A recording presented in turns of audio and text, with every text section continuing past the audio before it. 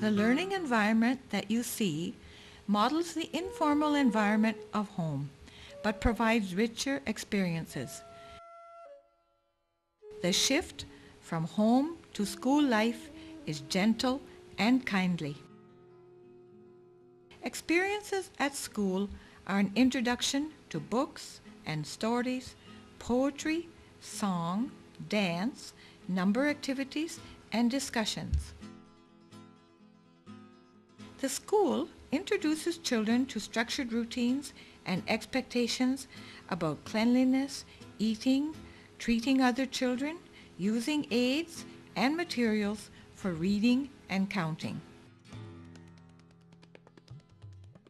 Teachers must help children understand that school is a wonderful place where interesting activities happen. Because children are all different, learning centers respond to their need for choices and the need to learn at their own level of understanding.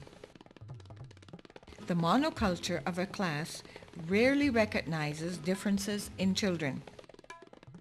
In school, children are generally not free.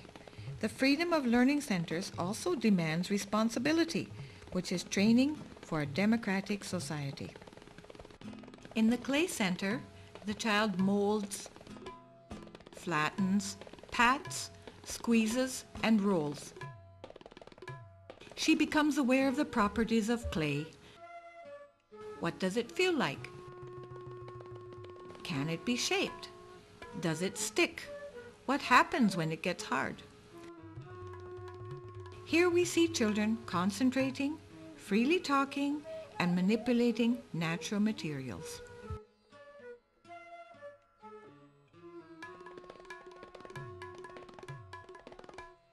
At the sand tray, the child can fill bottles, level sand, pour, pile, and sift sand. With wet sand, the child can dig, bury, mold, pound, pack, make tunnels, and channels. Children learn about volume, capacity, and weight.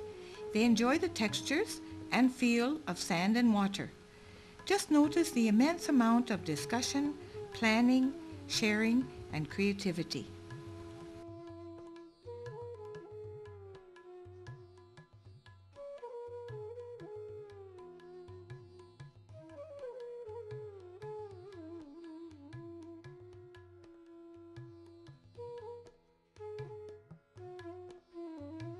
With blocks, children make piles and close spaces, build buildings, make patterns, and arrange blocks according to shape and size.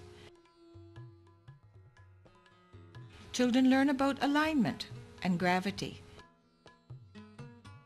They learn about symmetry and gradually make complex arrangements. Block building is imaginative, creative, and satisfies the need for sensory and physical experiences.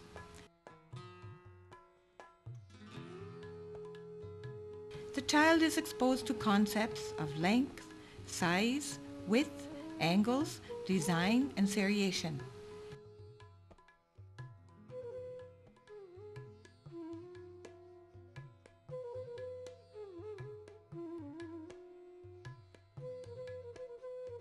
As they clean up, children develop a sense of responsibility.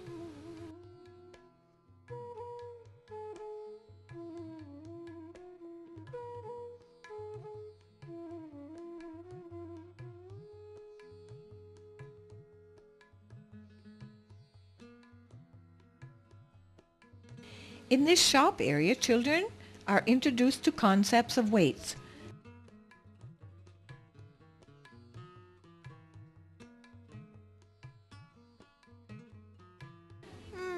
Let's see if I can balance these scales.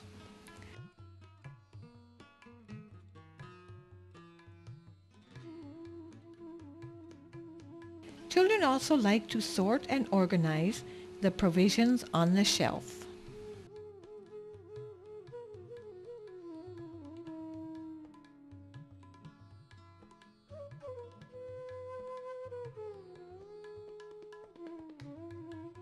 In the Arts Center, children are introduced to many kinds of materials and tools. Scissors to cut, stamps, stamp pads, paper punch and staplers, paintbrushes are useful tools to promote creativity. A variety of papers and art materials such as paint, geru, string or sticks can be given for collage.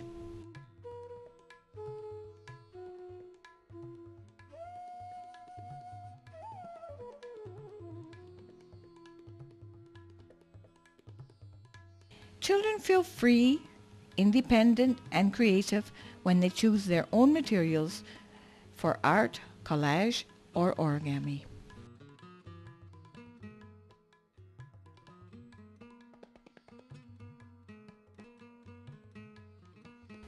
Fantasy Center is a wonderful place where children play house or shop or wedding.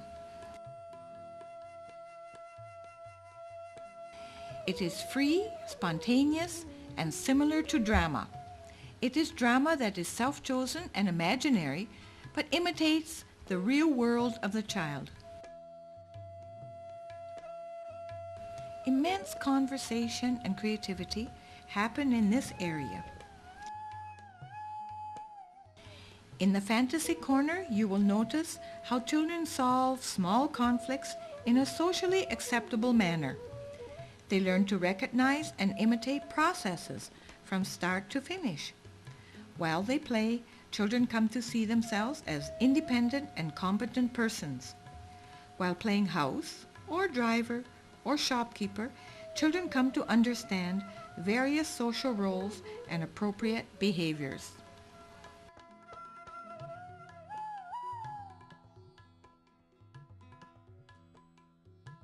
A blackboard can provide hours of pleasure. It is truly sad to see children who are conditioned to only write alphabets when they have pencil or chalk in hand. Much more creativity is possible. When teachers tell stories in school, children come to enjoy the world of books, which is a larger world outside the home and school. With books, children hear and understand a wide variety of language and new ideas. They come to understand the value of books as a source of enjoyment. In the quiet library center, children can read alone or share pictures and stories with a friend. Stimulating books can lead to a lifetime of reading pleasure and has a direct relationship with academic achievement.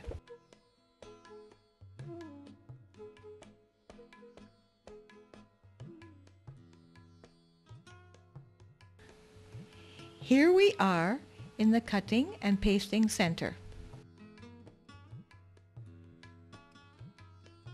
It's fun to use scissors, just like Mummy.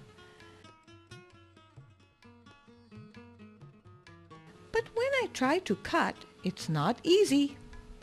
Oh well, I'll keep trying.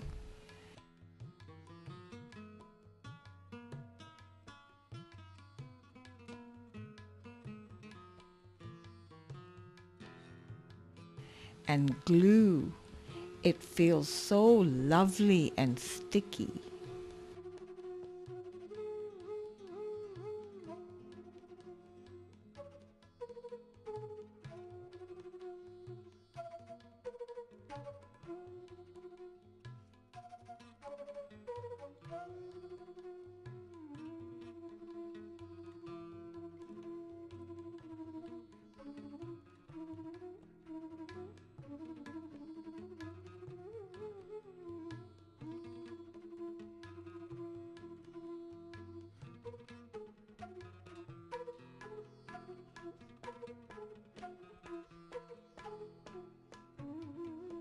Adults may see manipulatives as an introduction to math and science concepts such as counting, seriation, shapes, matching, sorting, and patterns.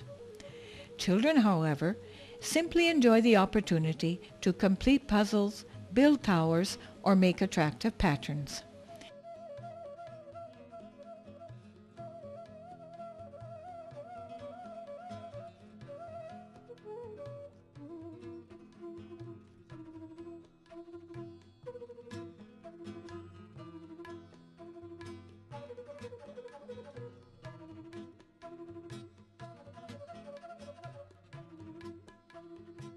Materials in the manipulative center must range from very simple to challenging materials that require keen observation and persistence.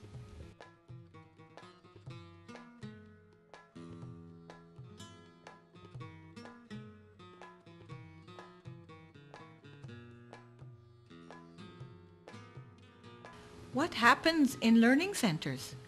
You will notice that children observe, experiment, practice, discuss, share ideas, complete work, redo work, create, concentrate, estimate, organize, imagine, compare, weigh and measure.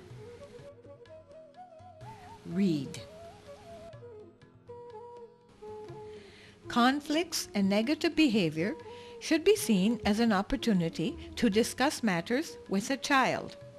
The teachers need to be firm, consistent, fair, and open to dialogue. If a child throws or kicks blocks, you can say, "What did we talk about in class? Do we kick blocks? What will you do now? If you show me that you cannot play with blocks, you will have to go elsewhere."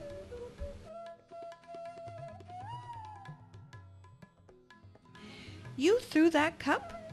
What should you do? Manisha, can you explain to Amit what he has to do with that cup?" If children make guns, you can say, "I know people who shoot on TV, but we don't like that. Even when we play, shooting makes people sad. Shooting hurts. Let's use this block to make a gate." Children take 4 or 5 minutes to settle down when they arrive in the center. It is emphasized that plenty of time must be given to them to develop their play. Children should be in the center for 45 to 60 minutes each day. A short period of 35 minutes is not enough because cleaning, coming and going take at least 10 minutes. Management of learning centers includes cleaning and preparing the centers for the next class. The teacher and staff stay for 3 minutes after children have left. They clean whatever the children may have missed.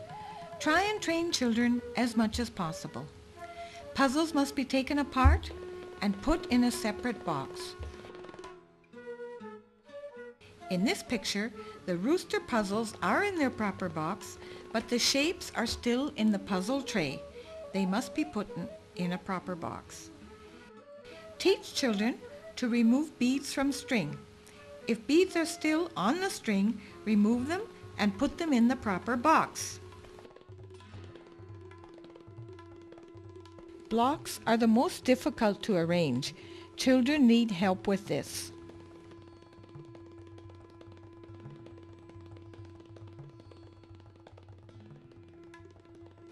Leave balls of clay ready for children coming in next.